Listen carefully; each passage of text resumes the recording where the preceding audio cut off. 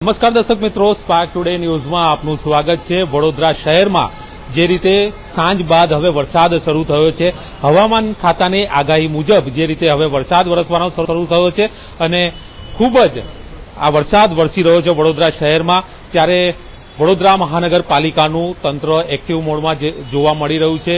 જે ચૂંટાયેલી પાંખ છે તે અત્યારે વડોદરા શહેરના નાગરિકોને કોઈપણ જાતની અસુવિધા ન થાય તે માટે તત્પર જોવા મળી રહ્યા છે। મેયર અને ડેપ્યુટી મેયર અત્યારે વડોદરા મહાનગરપાલિકાની વડી કચેરીએ છે। સમગ્ર જે પરિસ્થિતિ છે વડોદરા શહેરની તેનું સંપૂર્ણ નિરીક્ષણ કરીને અત્યારે તેઓ અહીંયા પહોંચ્યા છે। ત્યારે આપણે આદિત્યભાઈ સાથે વાત કરીશું। ડેપ્યુટી મેયર સાહેબ, શું કહેશો જે રીતે પરિસ્થિતિ છે અત્યારની, અને અત્યારે તમે કંટ્રોલ રૂમની પણ મુલાકાત લીધી છે, શું કહેશો કઈ રીતની પરિસ્થિતિ છે? હવામાન વિભાગ દ્વારા તારીખ 31 જુલાઈ અને 1 ઓગસ્ટના રોજ જે પ્રકારે સમગ્ર વડોદરામાં રેડ એલર્ટ એટલે કે ભારે અથવા અતિભારે વરસાદ થવા માટેની જે સંભાવના વ્યક્ત કરવામાં આવી છે, તે અંતર્ગત અમે લોકો વરસાદની બપોરે જે શરૂઆત થઈ ત્યારબાદ અમે city command and control centre ખાતે મેયર શ્રીમતી ગીતાબેન મકવાણાની આગેવાનીમાં 5 પદાધિકારીઓ પહોંચ્યા હતા। ત્યાં આગળ વડોદરાના અલગ અલગ સ્ટ્રેટેજિક લોકેશન કે જે કેમેરાના માધ્યમથી કવર થાય છે તેનું નિરીક્ષણ કર્યા બાદ અમે લોકો કાળાઘોડા સ્થિત બ્રિજ પર વિશ્વામિત્રી જ્યાંથી વહે છે ત્યાં આગળ પણ અમે સ્થળની મુલાકાત લીધી હતી।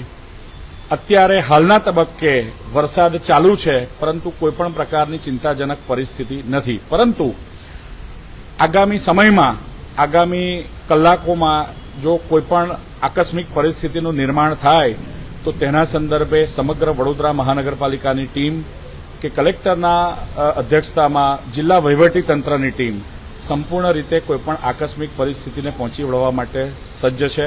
સામાન્ય રીતે વોર્ડ સ્તરેથી વાત કરીએ તો પાણીના નિકાલ સંદર્ભે જે રેઇન વોટર ડ્રેનેજના જે લીડ હોય છે ત્યાં આગળ જમા થયેલા કચરાને તાત્કાલિકપણે દૂર કરવા માટેની વ્યવસ્થા કરી છે।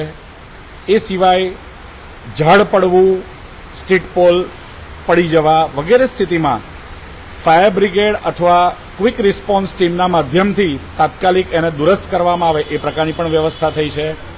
પૂર જેવી પરિસ્થિતિ ઊભી થાય તો રાજ્ય સરકારનું SDRF સ્ટેટ ડિઝાસ્ટરની ટીમ પણ સ્ટેન્ડ બાય રાખવામાં આવી છે। જો સ્થિતિ વધુ તકલીફદાયક થાય અને નીચાણવાળા વિસ્તારના લોકોને સ્થળાંતરિત કરવાની જરૂરિયાત ઊભી થાય તો તેવા સંજોગોમાં વડોદરા મહાનગરપાલિકાના કમ્યુનિટી હોલ હોય કે વડોદરા મહાનગરપાલિકા સંચાલિત નગર પ્રાથમિક શિક્ષણ સમિતિની શાળાઓ હોય, એમાં પણ એક બેઝિક સુવિધા સાથે સ્થળાંતર થયેલા લોકોને પીવાનું પાણી, ફૂડ પેકેટ, રહેવાની વ્યવસ્થા અને એ સિવાય ટોયલેટ બ્લોકની વ્યવસ્થા મળે તે પ્રકારનું પણ આયોજન શિક્ષણ સમિતિના સંકલનથી સજ્જ કરવામાં આવ્યું છે। વડોદરાના નાગરિકોને એટલું કહેવા માંગીશ કે અત્યારે હાલના તબક્કે સમગ્ર તંત્ર કોઈપણ સ્થિતિને પહોંચી વળવા માટે સજ્જ છે, પરંતુ અમારી આપને અપીલ છે કે કોઈ ચોક્કસ અસામાન્ય સંજોગો સિવાય બહાર જવાનું આપ ટાળજો। વીજ થાંભલા, ઝાડ કે જર્જરિત ઇમારતો એની નજીક પણ ઊભા રહેવાનું આપ ટાળજો। કોઈપણ પ્રકારના પેનિક થવાની જરૂરિયાત નથી, પરંતુ આપને કોઈ સહાયતાની જરૂરિયાત ઊભી થાય તો તેવા સંજોગોમાં વડોદરા મહાનગરપાલિકાનું 24/7 કાર્યરત એવું કોલ સેન્ટર 1800-233-0265 એની પણ આપ મદદ લઈ શકો છો। એ સિવાય ફાયર બ્રિગેડ 101ની પણ મદદ લઈ શકો છો, અને અમારા જે જારી કરાયેલા અન્ય નંબરો છે તેના પર પણ આપ કોલ કરીને કોઈપણ મદદ લઈ શકો છો। પરંતુ હું આપ સૌને મીડિયાના માધ્યમથી આશ્વસ્ત કરવા માંગુ છું કે મેયર શ્રીમતી ગીતાબેન મકવાણાની અધ્યક્ષતામાં સમગ્ર વડોદરા મહાનગરપાલિકાની ટીમ વડોદરાના નાગરિકો માટે તેમને કોઈ તકલીફનો સામનો ન કરવો પડે તેની માટે સંપૂર્ણ સજ્જ છે।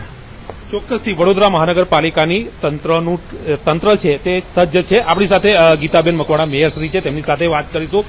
મેયરશ્રી, શું કહેશો જે રીતે આપે મુલાકાત લીધી છે કોલ સેન્ટરની, અત્યારની પરિસ્થિતિ છે, વરસાદ બી હવે વધુ વરસી રહ્યો છે, શું કહેશો?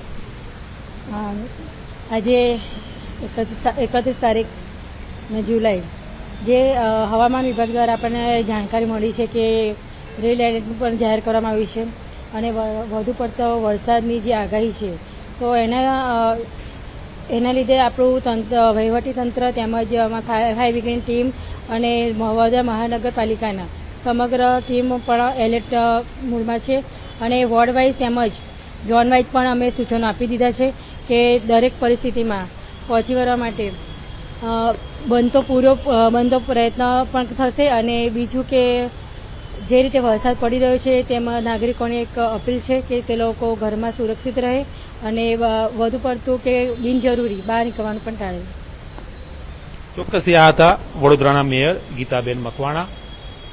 અત્યારે જે રીતે ચૂંટાયેલી પાંખ દ્વારા સમગ્ર જે સીસીટીવી કમાન્ડ સેન્ટર છે જ્યાંથી વડોદરા શહેરમાં અલગ અલગ જગ્યાઓ પર નજર રાખવામાં આવી રહી છે કે વડોદરા શહેરમાં કોઈ પણ અનિચ્છનીય બનાવ ન બને તે માટે તંત્રએ જે સિસ્ટમ ઊભી કરી છે આ સિસ્ટમ થકી વડોદરા શહેરના નાગરિકોને સારામાં સારી સુવિધા ઊભી કરી શકાય તે માટે અત્યારે વડોદરા મહાનગરપાલિકાનું જે વહીવટી તંત્ર છે સાથે સાથે જે ચૂંટાયેલી પાંખ છે આ સમગ્ર પરિસ્થિતિ પર નજર રાખી રહ્યું છે અને વડોદરા શહેરમાં જો વધુ વરસાદ વરસે તો નાગરિકોને કઈ રીતે સુવિધા પહોંચાડી શકાય તે માટેનું પ્લાનિંગ પણ કરી દીધું છે.